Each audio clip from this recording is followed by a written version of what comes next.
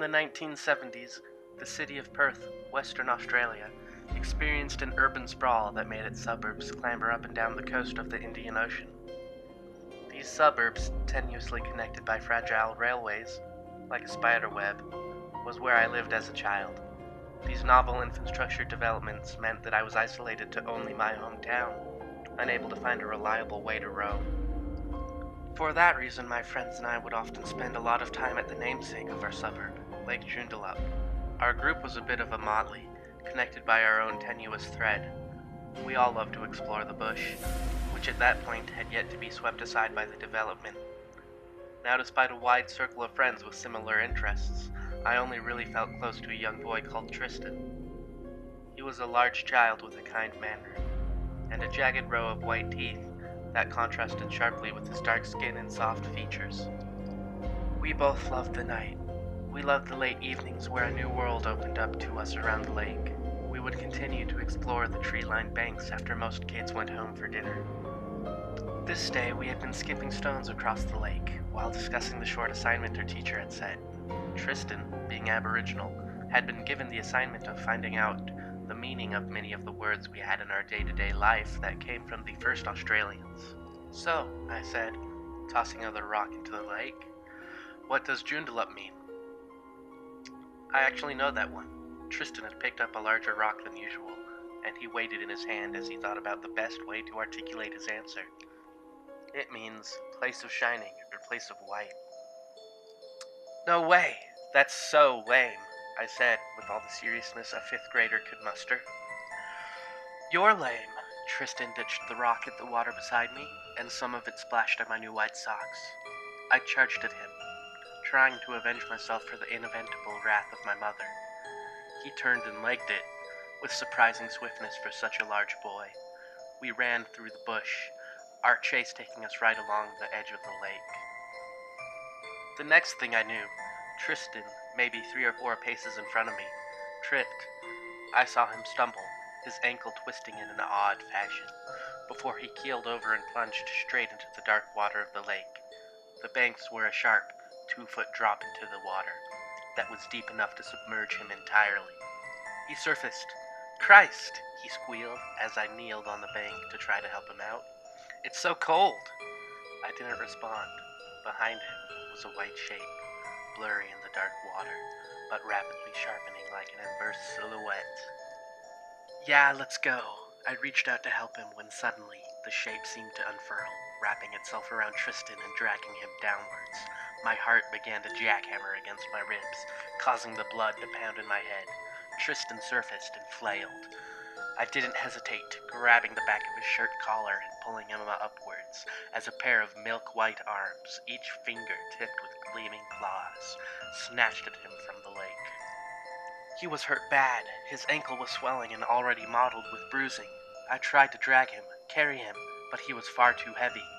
We stumbled along the rocky path, my legs nearly buckling as Tristan leaned on me. It wasn't far to the break in the trees and the road beyond, but we barely got 20 feet from the lake before I looked back. Darkened against the reflected moonlight, I saw the creature standing on the banks. Its form is etched like a carving on the inside of my skull. It has a human body, but with broad, masculine shoulders and a long neck, like that of a deer, except it stopped abruptly, like it had its head severed at the base of the skull. That was not the worst part of it, though. The best way I can describe its legs were how one would expect a child to stack Lego blocks. They were many-jointed. From the ankle upwards, they stacked on top of one another, but not quite matching up, giving the impression of a jagged zigzag. I began to whimper, and Tristan stopped to look behind him. I felt his grip on me slacken, and he also made a soft noise. I knew the noise. It was when your body was seizing up from the inside out, the nerves firing rapidly as your body began to employ its emergency response to fly. "Let's go! Let's go!" Our pace quickened. Behind us, I could hear the rustling of undergrowth and the light step of a pursuant. We fumbled faster. Tristan's face was red and puffy, and the roaring in my ears had reached a deafening crescendo. We dared not to look back, our eyes fixed ahead on the murky light of the streetlights. Tristan jerked and was lifted out of my grip. I tried to hold on to him, but I found myself shaken off like a dog shaking its prey. I flew through the air, crashing into a tree and slumping into the undergrowth. My vision filled with stars, turning into flashes and eventual darkness as Tristan's terrified screams faded away into unconsciousness. When I came to, it was silent. I sat up, my breath ragged. It was well into the night, and a chill had descended onto the bush, meaning it was in the early AMs. I tried to stand up, but the world lurched and turned on its side as a flash of pain threw me onto the ground again. I struggled to get up, but through it, I began to feel unsettled. I could hear footsteps, seconds apart, like something was taking a step and waiting. I lay down again, peering through the leaves. It was itchy and sticky down there, but I felt deep in my stomach that what was out there did not have any good intentions toward me. It took a few minutes to appear on the path, but there it was, that thing again.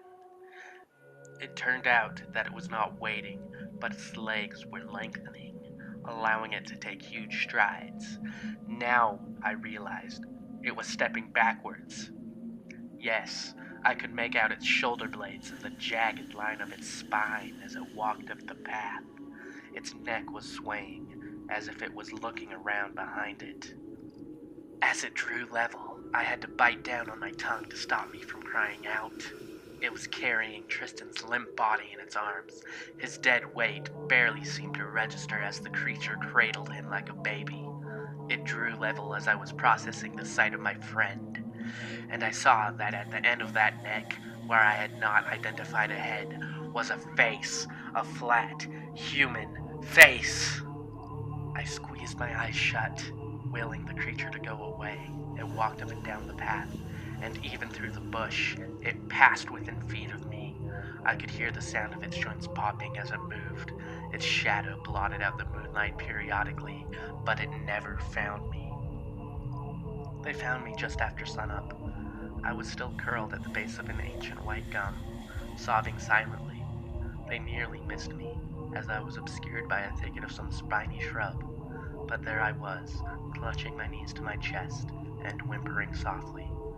They did not find Tristan, but they found clumps of his hair and scraps of clothing on the undergrowth, at about an adult's shoulder height, like he had been carried. I gave a statement to the police and was given therapy. About a week later, a strange whitish scum floated to the surface of the lake, collecting at the banks and coating the water in a horrible film. This scum was found to be human fat that proved a DNA match to the kidnapping victim Tristan Cole. The memory faded from my mind. The disappearance was chalked up to a suspected homicide. The vibrant memory became a distant shape, backlit by the moon and reflection off the water.